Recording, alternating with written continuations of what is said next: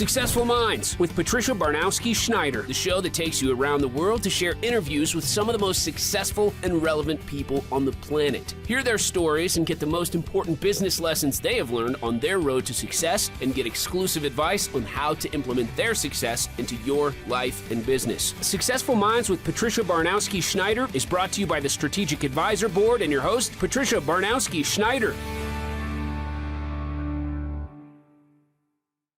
Hello, and welcome back to Successful Minds. I'm your host, Patty Baranowski-Schneider. Today, I'm joined by Alexis Pierce, soul strategist, life purpose expert, and inner peace activist. She helps people live on purpose with peace, presence, and joy. She has an incredible background, so I'll leave it to her to tell you more. But thank you for joining us, Alexis, and tell us a little bit about yourself and your business.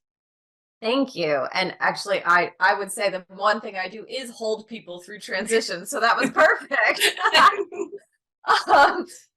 So thank you so much for having me. It's a pleasure to be here. Long story short, I used to work for the US government as a strategist, a high-level strategist, and helped create coherent responses to complex crises, whether that was a country in the middle of war or falling apart, or a massive complex domestic crises like a massive hurricane or something like that. So basically, how do we actually get effective solutions and outcomes from really, really difficult situations? And it was amazing. It was everything I ever hoped for. And instead of taking 45 years, it took 4. Wow. And I sat there and went, I didn't think I was supposed to accomplish my purpose in my lifetime. I thought it was something you just kind of kept working towards. Yeah, you work towards the day you die, right? You never fulfill it. But all of a sudden, everything I'd ever had on my checklist of this would be my lifelong dream was done. And so I went into a bit of a tailspin, like an inner, what feels like a breakdown, but is actually a breakthrough. Right. Feels like a breakdown. So I went awesome. through one of those dark nights of the soul and tried to figure out, well, what is my purpose? I was really lucky that I got to leave my career, my career in the government. I moved to New Zealand and lived on a mountain by myself for a while, stereotypical story. And the problem with moving to a mountain in the middle of nowhere is that I was still there. And it turned out it wasn't the job or the places or the people or family dynamics or relationship problems. It was all within me. And so I got to face that rudely by myself. That's pretty brave. And then, yeah, exactly. And then spent the last 12 years really diving into, okay, well, how do we find a place of true purpose? How do we find a place of deeper joy and feeling like we can make a meaningful contribution to the world without sacrificing ourselves and our own sense of happiness and enjoyment of life? Right. So that's what I've been doing. And it started me into coaching and using the strategic planning process that I helped create with individuals. And because individuals are super complex, so it was a really great fit. And that's how I got here. Yeah, there was actually funny because one of the questions you kind of just answered it. I was saying, tell us about your journey from being a government strategist to becoming a strategic coach, and what led you to the transition. Yes, well, that's what led me. It was interesting because when I was in New Zealand, I started just helping friends who owned businesses with vision-based planning, since that's what I was trained in. Right. And the more I helped people who were individual owners of businesses, the more I realized that, hey, there's a vision showing up here that's not the vision of, I want a white picket fence and a house in Malibu. It was something much bigger. And the more I spoke with people, the more I realized we were tapping into what I now call the soul's vision, which transcends our sort of individual lives and moves into a space of universal truths and what we really see is possible in the world. So basically, I just used a strategic planning framework and stumbled into having a conversation with the soul. It's pretty remarkable. And each one of us carries it's like a movie that's playing inside our own heads of how we know life could be.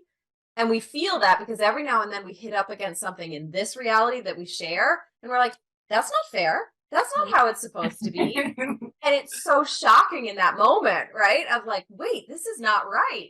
And it's because in our individual, like soul-based reality, it isn't right. It's not how it's meant to be. And all of our decisions, I've discovered, are actually based on that soul's vision. And that's led us into career paths. It's led us into relationships. It's even led us into some of the deepest traumas that we may have had because we're exploring the shadow side of what we know is possible. Yeah. People just, there's, it's almost with anything. People just think, oh, life is what it is. It's such a complex, thing that if you don't, most of us don't know how to navigate through it all. So having that outside person to help is like truly, necessary. Yeah. Now, because I view the shadow, like the sort of mucky, painful, awful side, right, as it's the biggest invitation. And most of us think that invitation is to feel terrible and see evidence that we're actually awful, broken, horrible people. But there's another invitation in there, and it's to claim the opposite of it. So if I feel unworthy, that's actually an opportunity for me to really dig deep and find a place within me that I choose to feel worthy. And so some of those deepest fears that we have, that maybe we're unlovable, or we can't communicate with people, or we don't have deep connections, some of those deep fears and wounds that we have that have been reiterated throughout our lives, because the soul is always trying to get you to get the message. Right. But not because there's a lesson, but because the soul's trying to invite you into claiming the truth. And when we realize, oh, actually, I am connected, I am lovable, I am enough, then all of a sudden we start to radiate on a much more brilliant level, and the game of life changes. That's beautiful.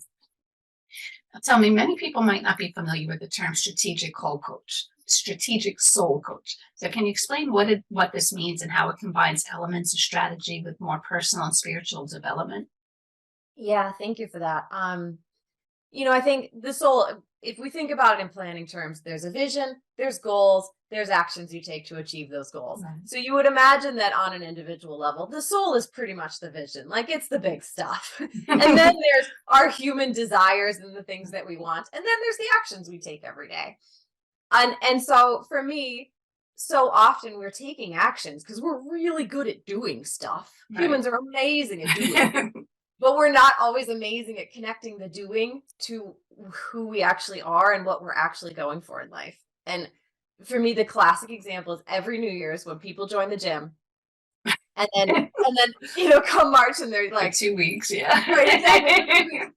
And I have this conversation every year with people. I'm like, well, what is your goal here? Like, what is it you're actually trying to achieve? And it's like, oh, I really want to feel free and unlimited in my body. And I'm like, well, maybe for you, freedom comes from deep conversation. Maybe for you, freedom comes from connection and community, right? So maybe joining a club or a church is a better way to get there than joining the gym. So for me, the strategic part comes in with, are our daily actions actually aligned with our deeper truth and who we want to be and become and how we want to feel? So I bring in a lot of planning pieces, sort of behind the scenes. Nobody needs to have the jargon of planning. But to me, so much of the trouble that we have with feeling happy and with feeling like we've successfully lived as humans has to do with just basic planning. Like, are our actions leading to where we want to go?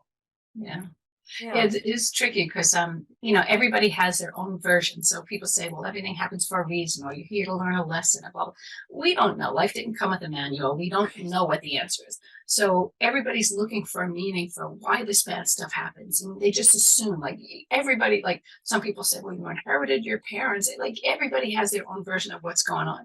And I think at the end of the day, everybody just wants to be happy. They're like, okay, if I'm not happy, why? Or bad stuff always happens to me. Nothing good ever happens to me. But why? There's ways around that, but people just throw their hands up in the air and say, that's just what it is. It doesn't have to be, though, and sometimes you need that outside person to help guide you because you don't see it, Exactly. Yeah. For me, I genuinely believe that the process of life, well, at least from my experience and seeing with clients, that the process of life is a process of empowerment. And when we feel helpless and disempowered and like life is happening to us, that's a pretty horrible feeling. And there's nothing wrong with those horrible feelings as long as at some point we pull that, what is that little thing with the rock? Yeah. Slingshot. Yeah, that's it. Yeah. As long as at some point we pull that slingshot so far back that it propels us into empowerment, because I just can't fathom.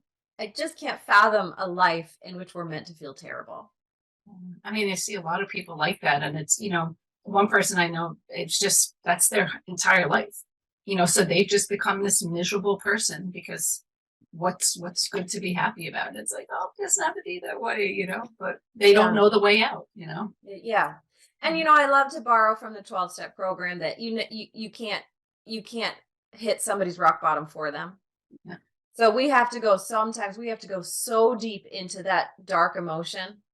And I call it the dark fuel, right? Because it's dark. Don't get me wrong, it is dark, Right. but it's fuel.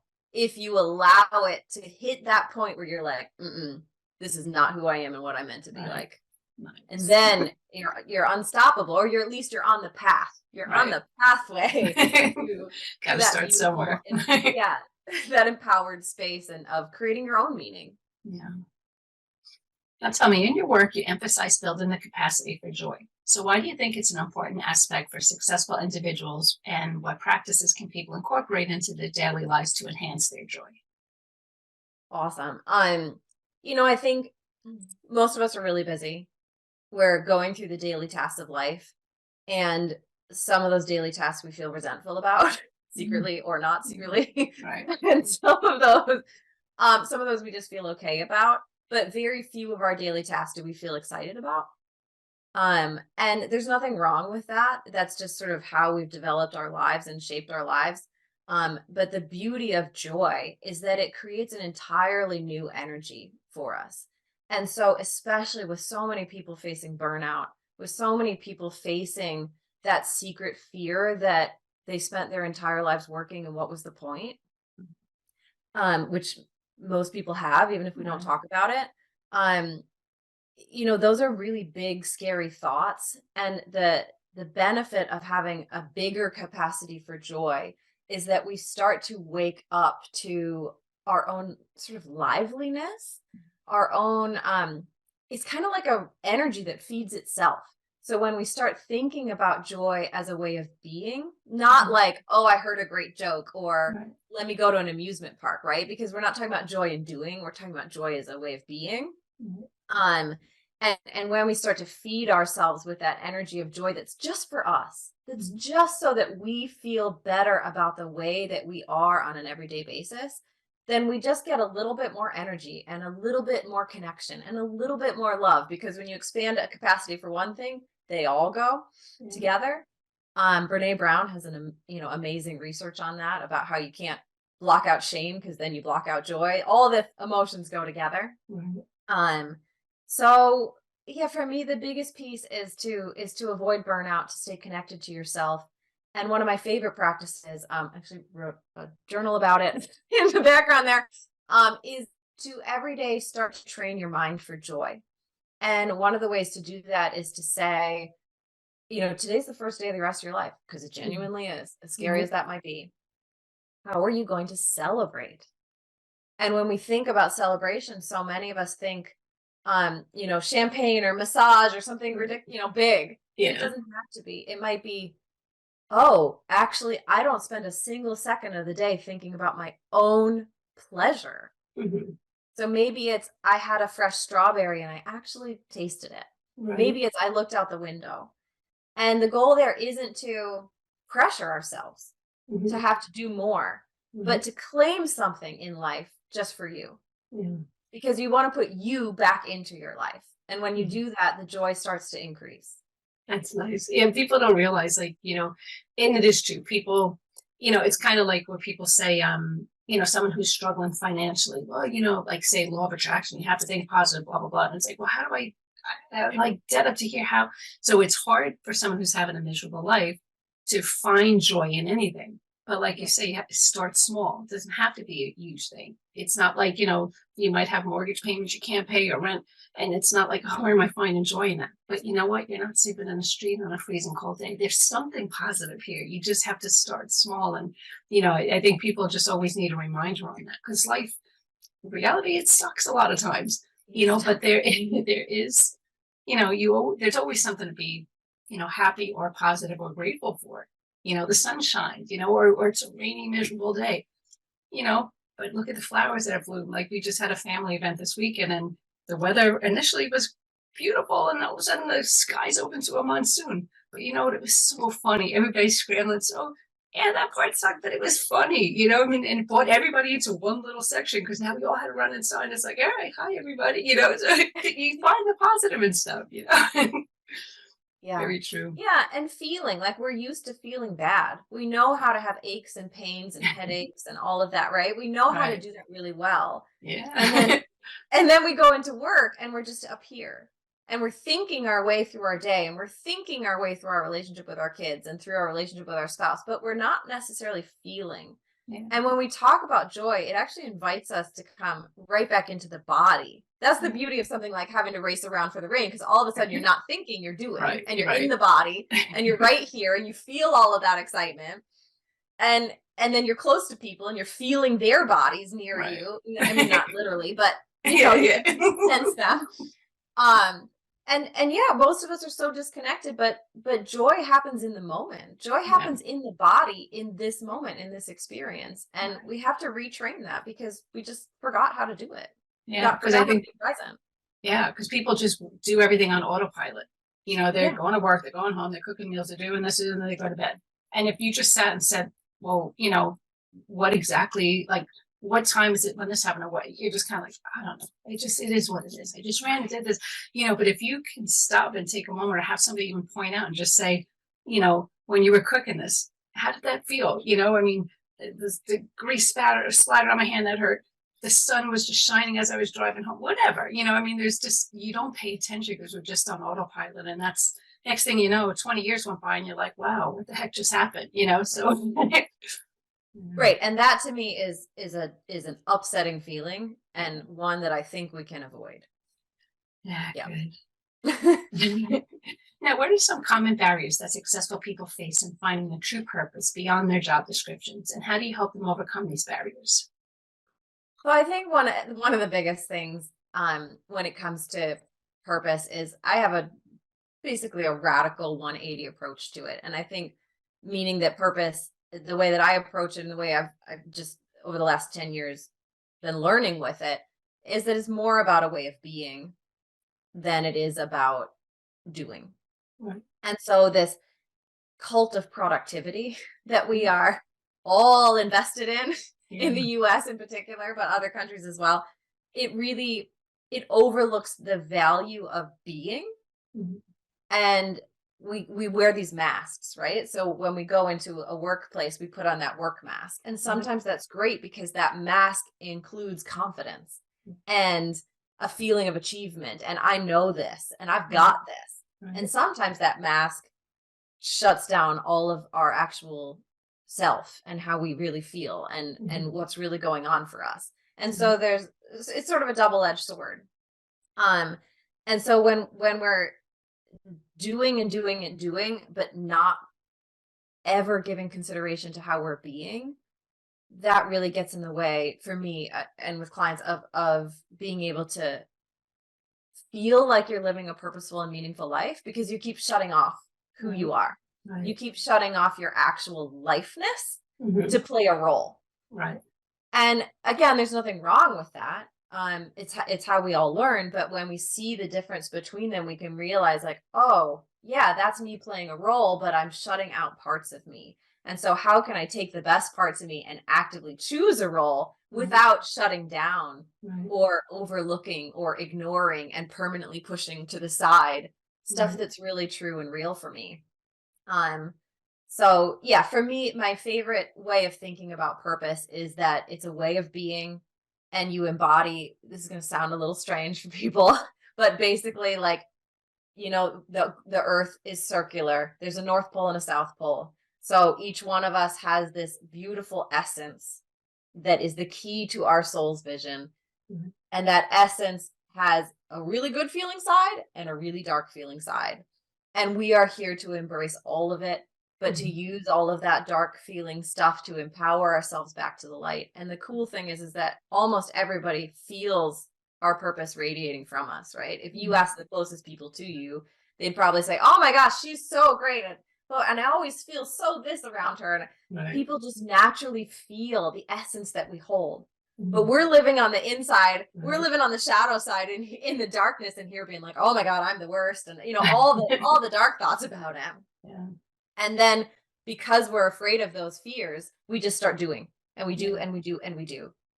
And so to me, the biggest hurdle in actually living a more fulfilling life in relation to your purpose is being willing to look at those, to stop doing, Right. look at the tough feelings and realize they're not trying to prove that you're broken. They're just trying to be that dark fuel that propels you into really owning how magnificent you are. Mhm. And like not in like a let's all circle and sing way. Yeah. Right? But because I know there's a lot of eye rolls happening right now. And it's not in that way. It's that in, so often we talk about, this is going to be a little tiny diversion, but so often we talk about humbleness and humility. And people interpret that as holding back, as not talking about our full gifts. But for me, we're all part of a big puzzle. And if we're not fully expanding into the gifts that we've been given, then we can't really plug into the puzzle and be part of the fabric of life that we're here to play. Mhm. And I know for me, if I had a choice between a surgeon who was like, well, I guess, I'm okay. I've done it a couple times. It's all right. And a surgeon that's like, yep, practiced. I've done it. I've done the surgery 100 times. We've got you. Don't worry about it. Right. I know which one I would choose. Right. Right? So like, let's think about humility as being so in like gifting ourselves so much of our own gifts that we can actually be of service. Right. Because when we hold back, we're not being of service. And so, yeah, these are the barriers that get in the way of purpose. Doing, and not fully claiming that you have gifts that you've been given and that you've practiced and that you've mastered, and that fully giving those is actually service and not arrogance. Right. And it gets a little tricky because I've talked to other, therapists and things like that, and a lot of stuff, it's kind of tricky where everybody was raised differently. So you might be that kid who was just shut up, go in your room, don't even talk to me. Kids are seen and not heard, blah, blah, blah. Or you'll never amount to anything, blah, blah, blah. And this is just pretty much what you were raised thinking and believing.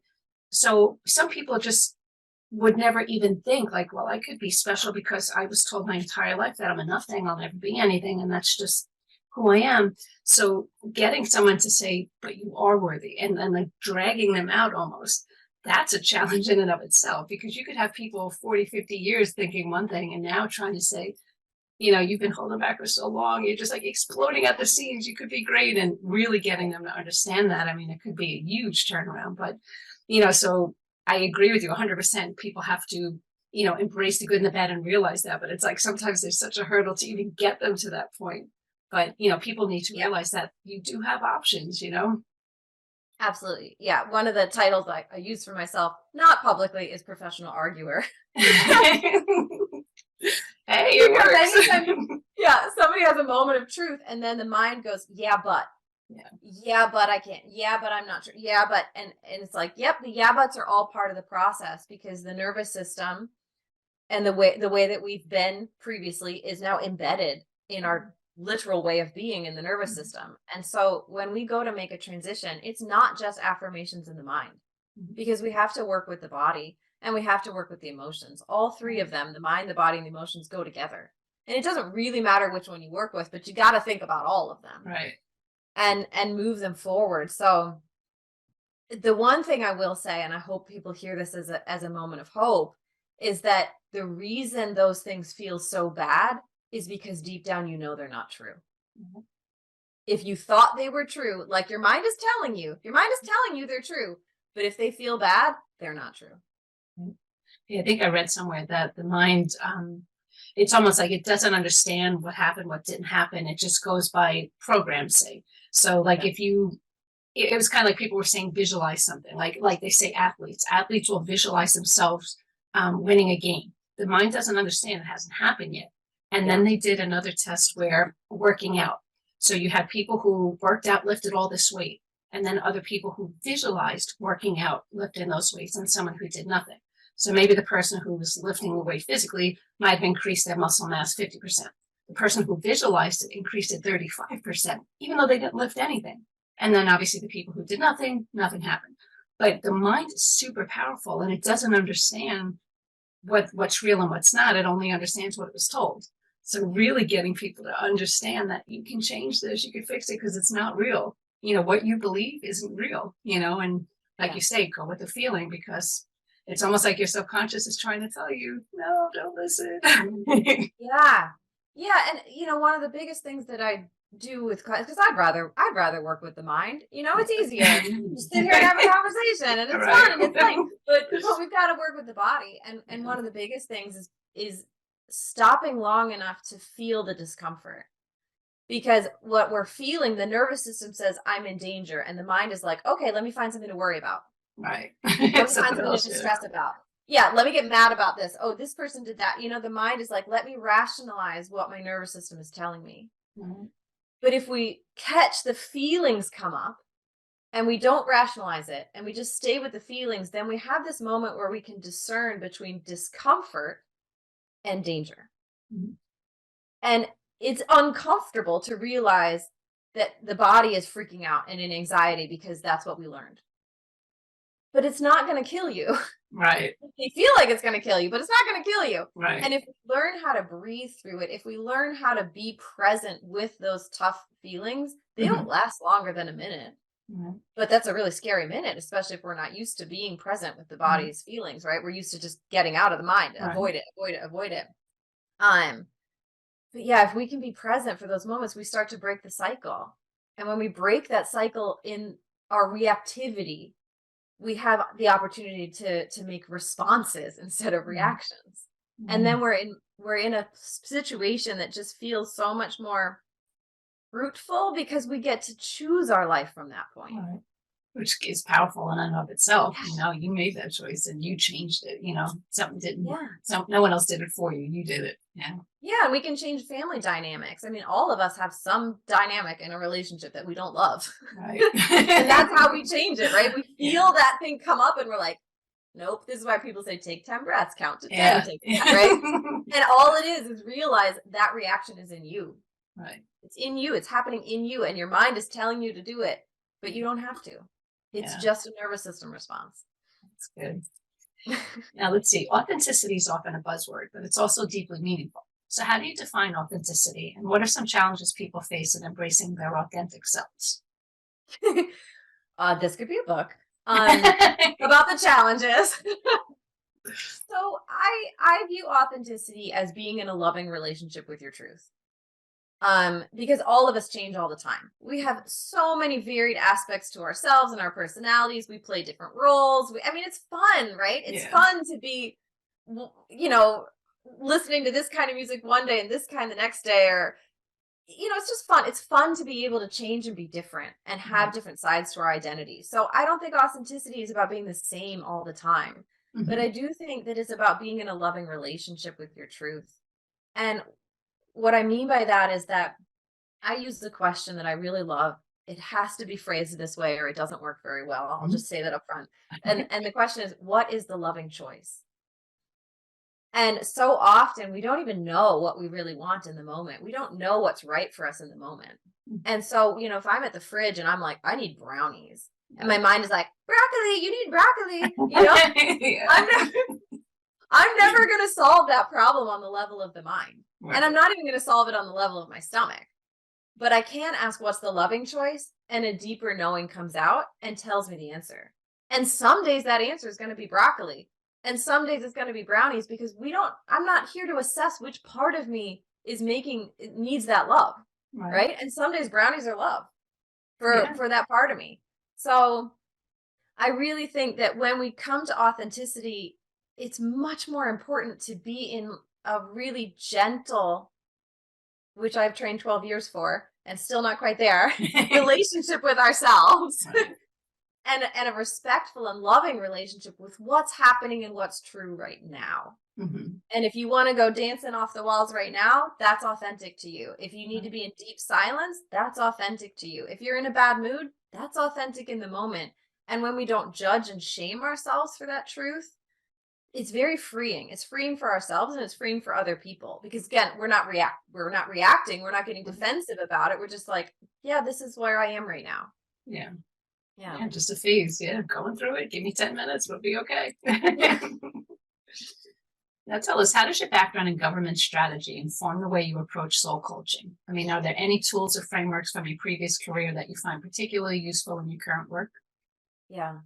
Yeah, I was really fortunate in the government to be part of a team that came up with a new vision-based planning framework that would help the entire U.S. government respond to situations. Because it used to be, oh, we've got a little bit of money for pencils, and we've got a little bit of money in the military. We've got, Right. a tiny little bit over here for education. Hey, can you fix this country?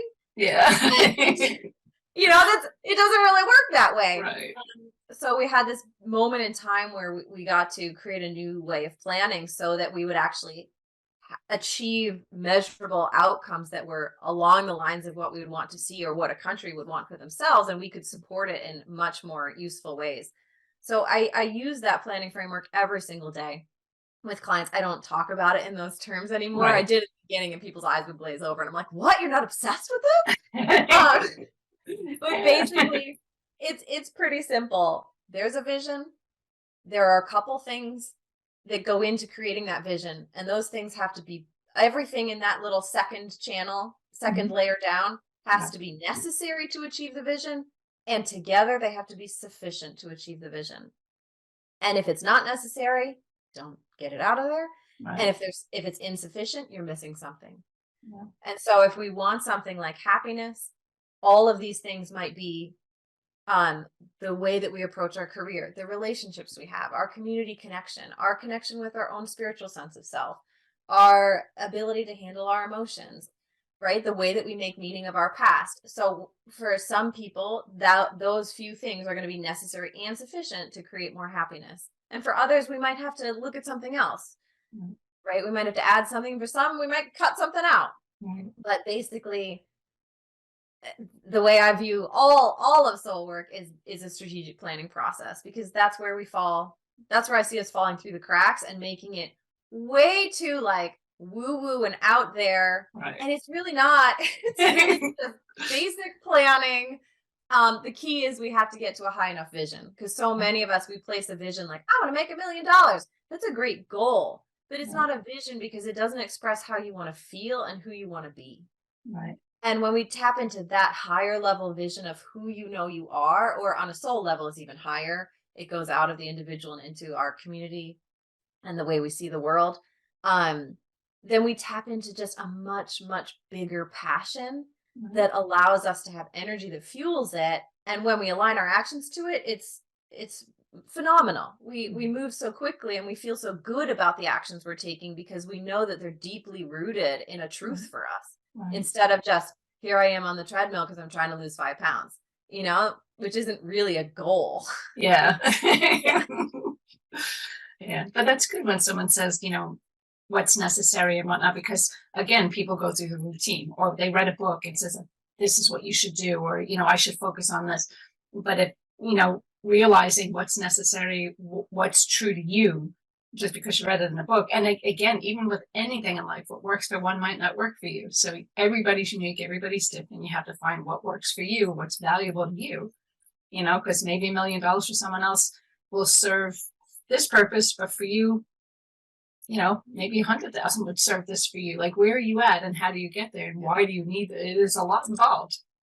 There is. And there are a lot of people, and I work with them, who reach a phenomenal level of success financially and socially and are deeply unhappy because we are convinced that money comes along with this freedom, and we think it's going to be the inner freedom to feel happy, and it's not. It's not.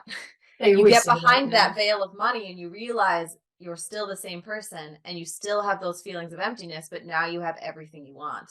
And that was my experience in the government. I literally had my dream life and I didn't feel like the person in my dreams. And it was so shocking and so alienating because I also felt like I couldn't talk about it, because who wants to hear the awesome person with an awesome life saying that they're not happy when everybody else is striving for that? Right. And so I think being successful can feel really, you can feel really alone and feel like it's just you that is missing something and didn't get the memo on how to actually feel fulfilled in life. And it's not, it's just our culture of constantly chasing achievements, but never learning how to be in the achievement. That's 100% true. Now, Sad.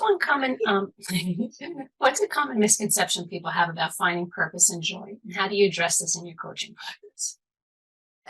We just teed this right out, didn't we?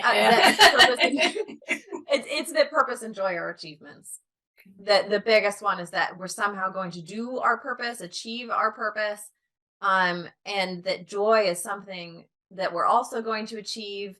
And I'll just burst that bubble right now, because how many of us have done one degree or one training or this training, and then we're sitting there and everyone's like, "Oh my God, you must be so thrilled," and we're like, "Yeah, I know." And we're like, "What's next?" Like, why? And there's a letdown to that celebration because it doesn't feel how we wanted it to feel. Yeah. So I think the biggest thing is, and especially because, I work with purpose all day long as an emotional essence. And I'll work with people for years on end, and even me, and we'll still go, "But wait, what's my purpose?" Because we're so focused on it being a doing or a career choice. But there are millions of people in the world who are not part of the 9-to-5 world and never will be.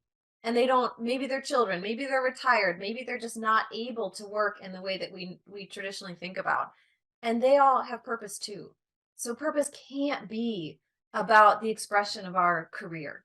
We can express purpose through career, and we can make that more deliberate and more meaningful and more impactful.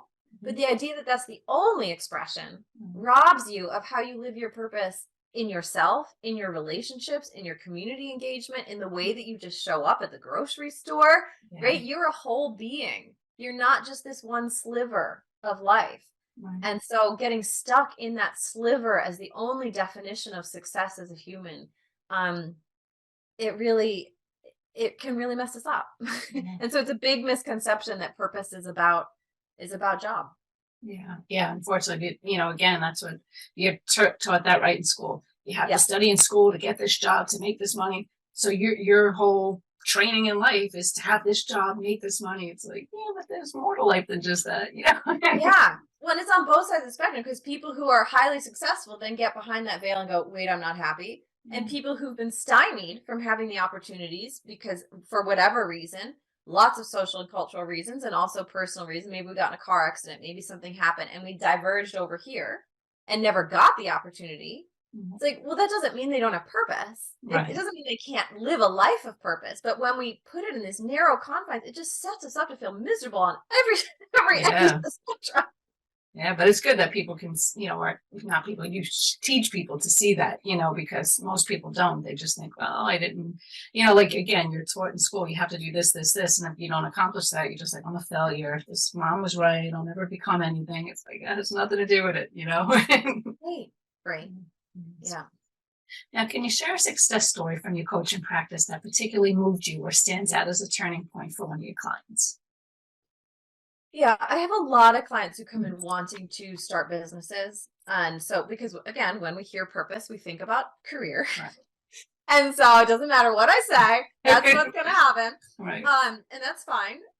So I have a lot of people come in and they're curious about starting their own businesses because they're unhappy in their current career. Right. And I love the people who come in with that, because we get to do some deeper work around who they really are, and we start to fill up that cup of joy within them, and they start to live from this new place of joy. And when we do that, then everything changes, right? When we live from a new perspective and a new energy, then we make very different decisions. So I have this beautiful client who came in, she hated her job. I mean, hated her job. She'd been trying to set up her own business for, 8 years. I'd actually worked with her 4 years prior about her business. And she came back 4 years later and still struggling in the business, still couldn't figure it out, so unhappy, more so now. And she really got it this time and really fed herself on a deeper level and did the joy work. And she ended up going back to school, getting a great scholarship, like totally changing her life. like shifting some of her relationships with her family members that were really contentious, and just, a radical change. But And she's those happy types now. of things. Yeah. Yeah, she's happy. Exactly. And those aren't like the best testimonials, because you go onto my webpage and it's like, I feel like me. And that Yeah. means nothing to somebody. Yeah. But for me, that's the best testimonial I could ever see. You Right. feel like you. That's amazing. We got somewhere pretty huge. Yeah. And for everybody, it's totally different. So yeah. Totally different. Yeah, exactly. Amazing. Now, for someone who feels unfulfilled in their current role but is hesitant to make a change, what advice do you give them to take the first steps towards finding their true purpose? Yeah, I would really, really double down on things on a daily basis that feel good for you. And I don't even mean I don't even mean that, because that probably doesn't make sense to a ton of people. But something that you're doing for you. So when I was really struggling in the government, I was in a really dark period. I wasn't sure what to do. I didn't want to be there, but I knew I had to stay till my retirement, all that stuff. The reasons you calculate why you stay somewhere. And so I just realized I couldn't be miserable every day, right? I had to do something. And so it was small things. It was like, well, this banana that I'm about to eat, I'm going to eat it for me. Right. And this walk that I take at lunch with my coworker, today it's for me. And so I just changed that tiny perception of the reason I did something. I was going to do it anyway, Right. but I made the reason for me. And that, what it does is it's like all the bells in the body go, you're paying attention? Right. You really like it? I mean, it's so silly, but it's true. Yeah. And the whole being turns on, because all of a sudden you're actually caring for yourself. Right. And we talk about self-care, but most of us do self-care as another doing. But self-care is an attentiveness to self, right? It's a loving relationship with self. So when we start to claim things as just for you, this sip of water, this cup of coffee, you're going to have your coffee anyway. But let's make it for you this time. Right. You can give it a dedication. It's small stuff. Yeah. It's so small, but it compounds, right? It's like compounding interest. That scent compounds every day, and you're looking at $1 million of energy and joy within a couple months. Maybe that my math is wrong there, but yeah, we get it. Yeah, we've got to start paying attention to how you're overlooking yourself every day, and the best way to do that is to not think about all the things you're doing wrong, but to just start to claim one thing every day that's just for you.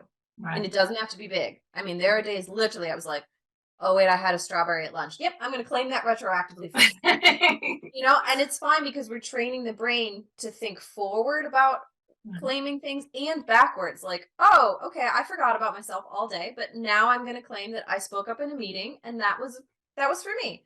Right. And so we're just making everything in our lives slowly but surely for us.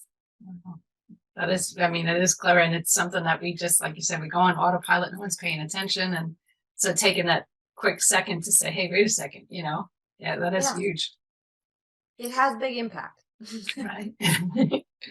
Now, before we wrap up, where can people find out more about your work and connect with you? And also, do you have any final thoughts or words of wisdom that you'd like to share with people? Thank you. My website is alexispierce.com. I'm also pretty much everywhere except for I'm Alexis Pierce Official, pretty much everywhere except Twitter, because that was one character too long. But I'm not really on Twitter anyway, so don't worry about that. Everywhere else, I'm Alexis Pierce Official. And the last thing I would say is that, to me, the biggest thing we can do is stop shaming ourselves for the ways that we feel and the things that we're afraid of and the things that have happened in the past. Like it just shame is what keeps us trapped in that loop of not being happy, of not allowing ourselves to feel good. And so if we catch ourselves in it, right, and it's sneaky, it sounds like I should have, if only I had, why did I, right? Those are all shame statements. This minute we catch them, we just take a breath, because the best thing you can do is just give yourself permission to whatever it is here we are right now, and I can take a breath right now. And tell us about the book there too. Where can people find this that? was really fun. So it's actually Everyday Joy. It's a 90-day journal. So when I was going through that breakthrough, back when I was in the government, I actually created this process for myself. I put in a little day planner and I had it next to my bed. And every morning I would ask this question of how am I going to celebrate? And then every evening I would answer the question, how did you celebrate? And every evening I'd be like, oh, I was supposed to do that today. Yeah. And again, it was about training the mind, just like a dog. You give the dog a smell of something and it's going to go look for it. You tell the mind to start looking for joy, it's going to find joy. And so I created this process, and it's really, really powerful, because when you start to think about everything for yourself, you end up building your confidence, your self-trust, your intuition, your self-love, like all of these things that we all want, but we don't know how to get there. This is the step-by-step process, and it is a tiny, tiny step, but it works, and it works really quickly too. I've had people, I run a 30-day live version of this to kickstart it a couple of times a year, and even in 30 days, we see pretty massive shifts. So it's a really cool process, and it's not like for everyone listening who's like, I don't journal. It's not deep thoughts journal. It's like 1 or 2 words a day journal. Yeah. So it's doable. It's Nice. doable. Yeah. Nice. Well, thank you again for being on the show. Again, that was Alexis Pierce, soul strategist, life purpose expert, and inner peace activist. So thanks for listening to Successful Minds with Patty B. Never miss an episode by subscribing to the show. So thank you again.